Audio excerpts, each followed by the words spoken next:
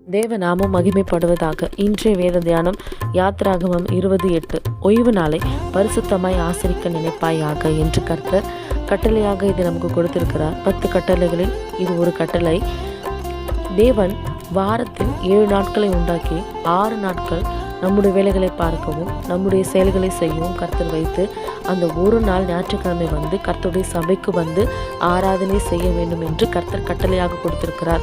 இன்றைக்கும் தேவ பிள்ளைகளாகிய நீங்கள் இந்த கட்டளையை மீறுகிறவர்கள் என்று சொன்னால், கனவீனம் பண்ணுகிறவர்கள் என்று சொன்னால், மனம் திரும்பி ஞாயிற்றுக்கிழமை தோறும் தவறாமல் நேரத்தோடு ஆராதனைக்கு சென்று கர்த்தரை முழு இருதயத்தோடு வணங்கி அந்த முழு நேரத்தையும் கர்த்தருக்கு நீங்கள் செலுத்துவீர்கள் என்று சொன்னால் கர்த்தர் உங்கள் மேல் பிரியமாக இருக்கிறார்.